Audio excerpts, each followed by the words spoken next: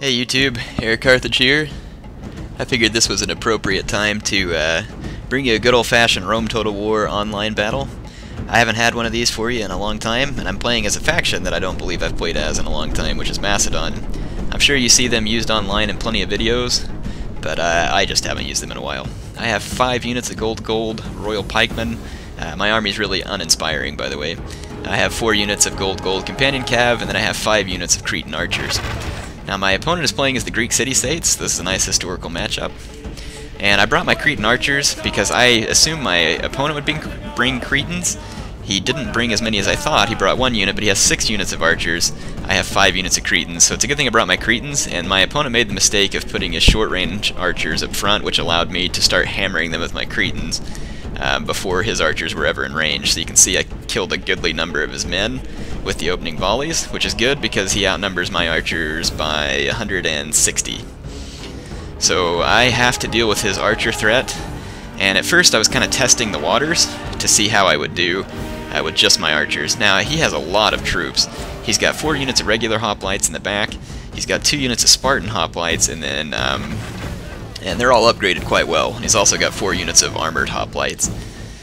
And what he's going to do is try and attempt to use his micromanagement of his infantry to ward off my cavalry, and that is a risky strategy indeed. I have pulled it off a couple of times, but it is not easy. So here I'm about to teach him a lesson in what happens when you come to the battlefield without the maneuverability of cavalry. Now a lot of players who play as Greece automatically don't bring any cavalry because they think, oh, the light cavalry sucks. And I think I've demonstrated to you a number of times how effective light cavalry can be. Now he tries to draw my companions into engagement, and my men do turn around. That's one thing I like better about Napoleon Total War, is your men won't get caught up on the engagement so easy. But I get my men loose, and now I just have his Archers, which you should not have left them on skirmish. If you're going to work a close packed formation like that, you really should not leave your Archers on skirmish. Oh, sorry, my opponent had 8 units of Archers. I was mistaken. He brought the max. Which is okay, because the Greek city-states, they're one of those factions that can make up for some of their cavalry loss by bringing Archers. And I think that's what he should have done. I think he should have brought his 8 units of Archers, maybe a couple of units of extra hoplites, and then substituted the rest with militia cav or Greek cavalry. And his cavalry could have fixed my heavy cav long enough for his infantry to show up on site. So I think that was his mistake. So here you can see that I'm just giving him the works. Chasing his troops all over the place, his infantry can't catch up, and I only have to click 2 different sets of command orders with my 2 units of cav, and he has to direct all of his Archers and all of this extra infantry. So that's a fight that he really shouldn't have become a part of. And see here I'm drawing off some of his infantry in a futile chase, and you can see that I really wreaked havoc on his Archers, and his Archers that remained behind just took an absolute pummeling from my Cretans. So now he's got to move his Archers back into position, and they're going to take even more volleys, and so my opponent's getting sick of me running him around like this, so he's going to go ahead and move up his heavy infantry. Now his infantry is every bit of a match for mine. In fact, his infantry's better. And here I did a quick turnaround charge on these hoplites because they were just regular hoplites, and I killed a pretty good number of them. Killed about 20 on a charge back in those 2 units combined. So I just went ahead and set my infantry, and I'm going to let them hold, even though I know his infantry will eventually win that fight. I'm going to go ahead and let his infantry come up and engage, and I'm going to continue to use my Archers and my cavalry to run nuisance raids and to basically keep his back line guessing, and I'll land hammer and anvil blows as I am able to. Here his Spartans are going to quickly start cutting into my Royal Pikemen. Here and here, and his armored hoplites are just as good as my Royal Pikemen as well. And he's using them in very thick formations, which I would say in this situation is good, because it makes him less likely to rout from my hammer and anvil strikes. Now here I make it look like I'm going to run back out here after his Archers, and you can see he's already got his infantry on the prowl for me. And so I do a quick double back move, and I'm going to come back and smack his Spartans. Now he does see that coming, so I hurry and get my men out, but not before I take down a pretty good number of Spartans. So right here I'm just going to harass the crap out of my opponent, and that's really what you should do whenever your opponent doesn't bring cavalry. You should make their infantry run around the field like a bunch of idiots, and that's the way to make them pay for that. And so here, you know, I'm just running in raids all over his men, and as you can see that my cavalry are just too slippery for him to hold on to. And this is again why I said he should have brought light cavalry. He could have brought militia cav, put them on skirmish, and skirmished my companions, and also used them in like a crucial situation like that. He could have charged in his militia cav and fixed my my companions long enough to be caught. So you really shouldn't underwrite light cavalry like I think my opponent did here.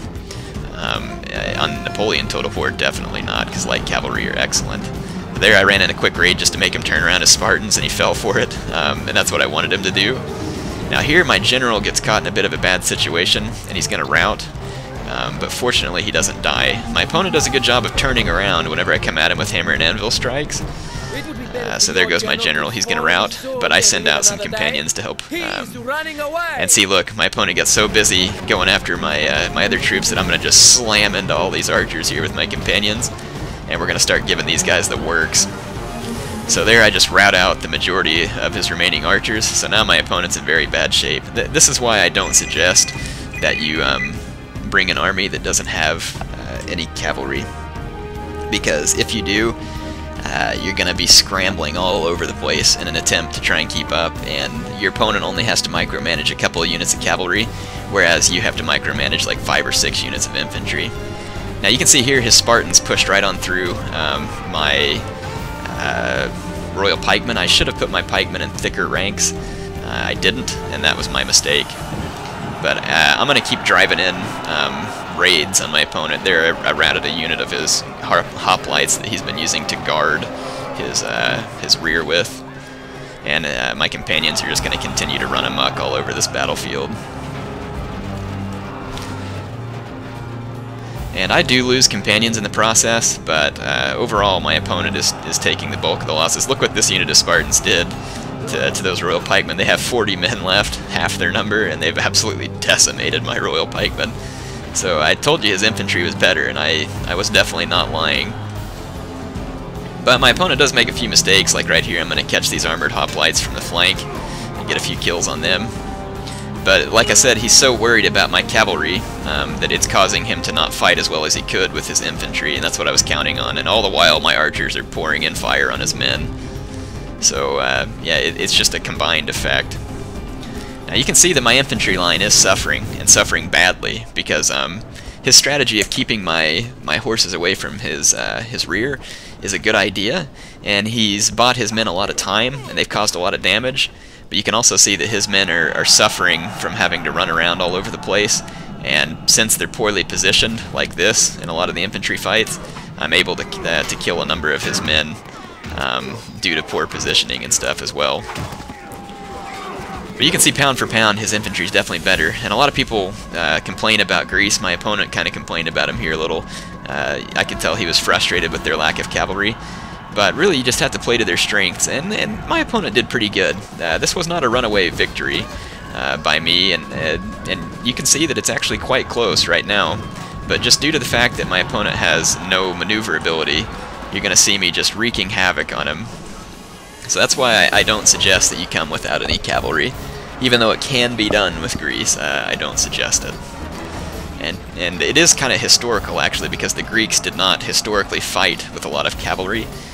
War was kind of a gentleman's pursuit, so to speak, and the wealthy would arm themselves. The poor slaves would come out and act as peltasts and archers, and after they got done killing each other a little, the men would walk up, they would kill each other in battle until a victor was decided, and then the winners and losers would march home. And that's kind of the way that it worked. Anyway, I'm still distracting my opponent's extra infantry that he could be using to win the infantry fight. I keep them well distracted with my cavalry. In fact, I think I end up pincering one of his armored hoplites real bad before the battle ends. Here I'm trying to kill his Spartans, and I do get lucky and kill his general. And so that's a little bit of a morale blow to his men. But he's still got some tough troops in the fight, and I just lost a unit of Royal Pikes, or sorry, Cretan archers. My Cretans ran out of ammo, and so I poured them into the melee fight, in which they're certain to die.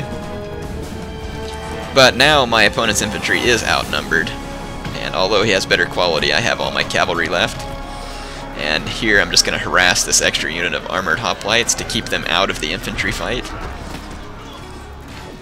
And and the longer I can keep them out of there, the more certain it is that I'll be able to defeat his remaining infantry, even if my infantry is defeated. But you gotta remember, they've lost their general, they're outnumbered. But you can see these Spartans, their morale is not wavering, and that's pretty good representation. Here's where I pincer the crud out of these armored hoplites. This is another reason why you can't just count on heavy infantry, because you can still outmaneuver the heavy infantry. So let's watch this. I surround these armored hoplites with my companion cav, and then I just slaughter them. And that's enough to scare off the remainder of the Greek troops. So good game to my opponent. I really enjoyed this battle. I felt like it was a close fight, and my opponent tried a certain strategy, and I wouldn't necessarily say that his strategy couldn't work. It's a tough strategy to pull off. I've done it before, and I've seen other players do it before, but you're kind of running the odds, because when you have the cavalry to use superior mobility, it makes it incredibly difficult for an opponent to properly micromanage that much infantry. So hope you enjoyed the battle. I'll bring you more in the future.